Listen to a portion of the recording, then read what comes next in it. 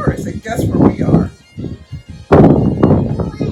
Stonehenge! Which Jasmina so poetically described as just a bunch of stones? Way to make me look bad, Mom. Okay, I'll stop throwing shade. When standing stones are mentioned, the first site that springs to mind is Stonehenge. There are hundreds of stone circles in the United Kingdom, but there isn't a site like Stonehenge. Situated on Salisbury Plain, Stonehenge is a big archaeological site that extends far beyond the stone circle. Was there any offerings left at Stonehenge? Found some offerings, but there's not very many bodies. Every time they would dig around here, they would find bodies buried, ceremoniously buried all on this plain. And was that the same as Woodhenge? So Woodhenge, which we walked from Woodhenge, so generally towards the sunrise, was the place of the living.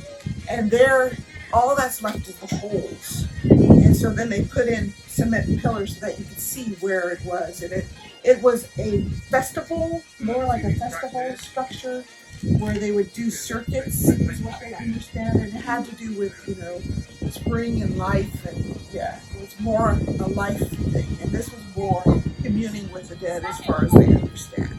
Great! Thank you so much for having me. About 20 miles away is the biggest stone circle of them all, Avebury. It is so big that part of the village is inside the stone circle.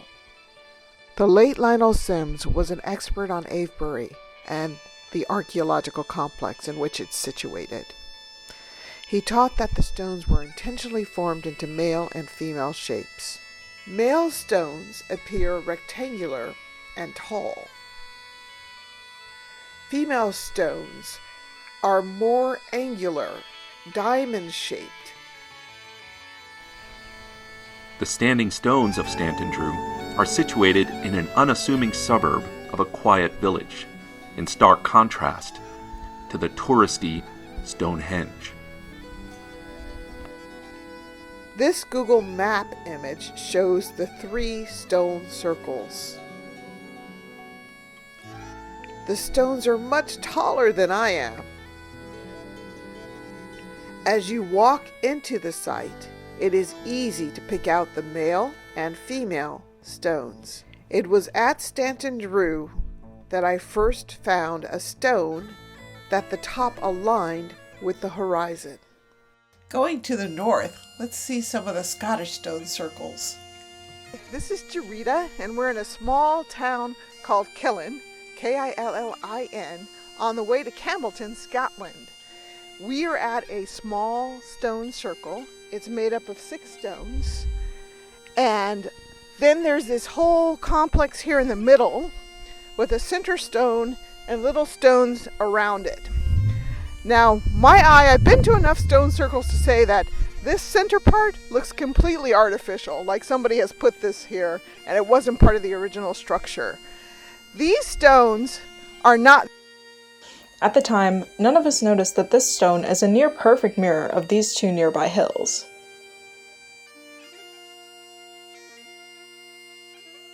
They're just a bit taller than me.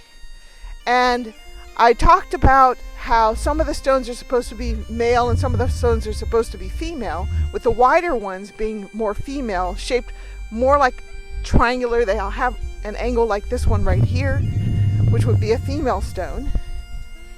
And then a male stone would be the ones that are more straight up and down. So none of these are really like male stones. Maybe this one, right? And so I'm not so sure about this site. It's supposedly Neolithic. But another thing that we can look for is if it's actually looking at various peaks on the distant hillside. So, and the way that they would use it, at least the way that archaeoastronomers do this, is that they step outside of the circle. And like the observations are meant to be from one stone looking to another stone. And that one pretty much lines up with that peak, that distant peak.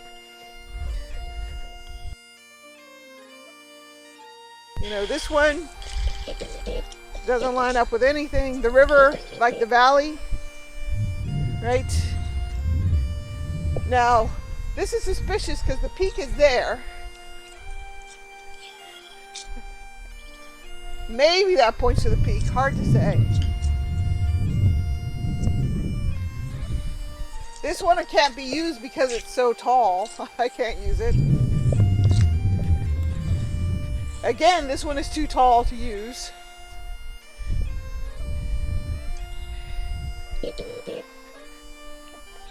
And this one's too tall to use. So it's very interesting that those two over there are short. So perhaps those were the sighting stones, because you can look over them. And perhaps those were the ones that were marking special things on the horizon. Now we can't tell, we're past midwinter, so we really can't tell what the sun is doing right now. It's very, very far south.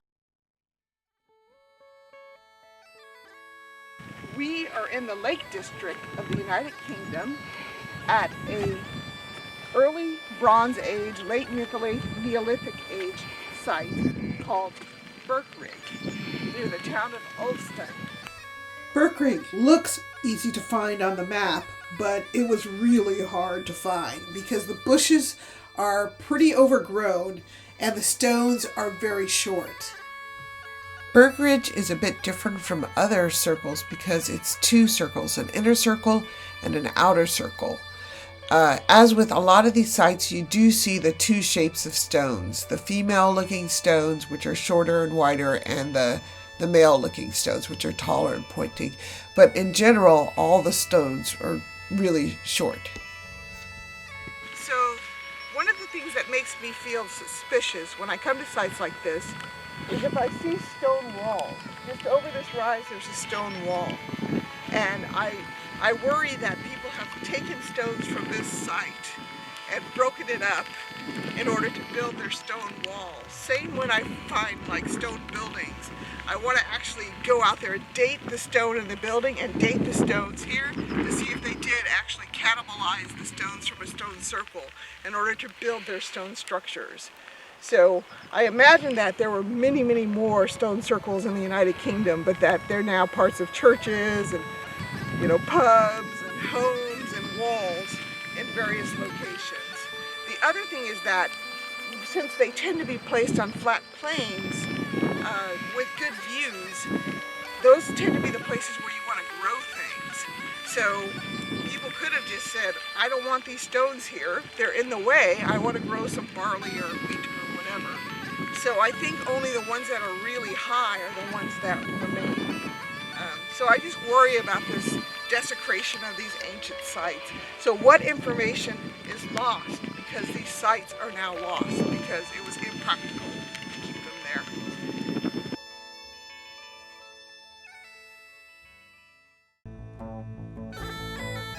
In the Highlands of Scotland, there's another small stone circle in the town of Aviemore, which looks like it's the remnant of a double ring circle like the one we saw in Birkrig.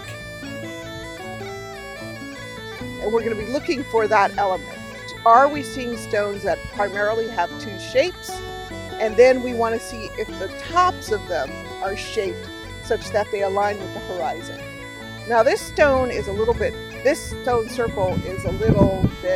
hard to, because there's houses and all these bushes around the stone circle, making it a little bit more difficult to see if it lines up with the horizon.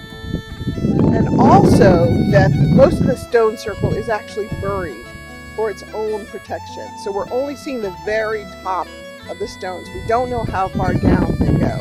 But let's see what we can learn. Steve, this rock looks like that landscape over there, which is quite unique because all the other ones are facing outward. When you look at them and face outward, you can see what's going on. But this little dip reminds me of where the seagulls are flying right now. There's a little dip on the mountain, and if you saw from the previous footage, there's actually little lines and cracks just behind the peak, which could be symbolic of what's behind the mountain. Cool. Okay, so wait a second. I'm going to come close and you're going to show me the ridges. Okay. Okay. So, hold on one second. I got to get it to focus. Ready? Got some ridges. Right. And so which parts do you think line up with which parts? So I think that this is where the peak ends and On cuts the off. right, or the peak? That peak on the horizon on the right? Right. Yeah, the last one until it cuts off. Okay. And then this is like an ongoing formation. Along the of that, ridge. Along the Okay. ridge. And as you can see, there is a dip. A dip, and then there's a back up, and then there's another little dip there, and then, yeah. You think it really follows that horizon line? Yup. It follows the Nice theory. horizon Let line. me see if I can capture that horizon. It's not my own theory. It's stolen off of Somebody. somebody. All right, so there would be the edge, then there's one dip, then there's the second dip, and then there's Jasmina. There are 2 large stone circles in the Lake District of the United Kingdom. This is Swinside, which is about an hour from Berkeley. It was near a road, but the road is better for vehicles with high clearance. And it's a private road. It's better just to walk. It's a beautiful view. Though open to the public, it is on private land, like Stanton Drew.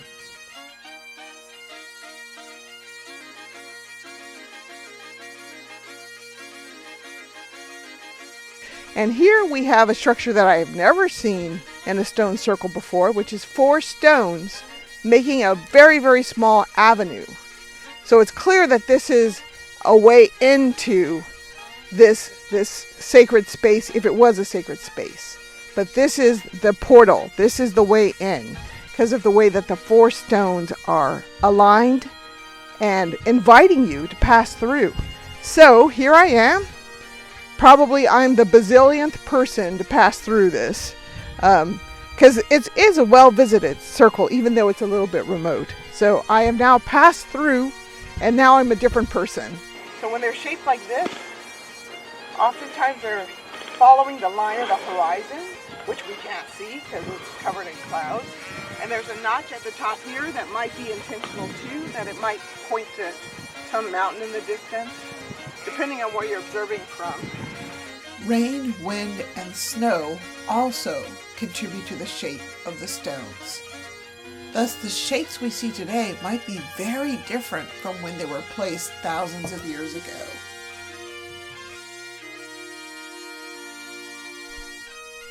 Castlereagh is near major roads, and it is easy to access. It is larger than Swinside, but is about the same age, around 5,000 years old. When you walk around the circle, it's easy to pick out the different shaped stones. There are also 2 doorways. One is towards the north, and the other appears to be towards the southeast. When we were visiting, it was cloudy, so it was hard to see if the stones echoed the horizon. What about the astronomy? As an amateur, you really can't tell.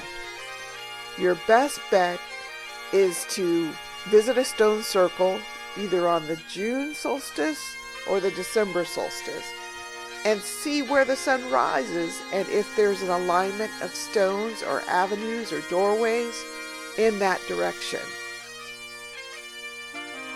Another way to learn about the celestial alignments is to hire a tour guide. Oftentimes they know what stones are aligned to which constellations, stars, the sun, and the moon.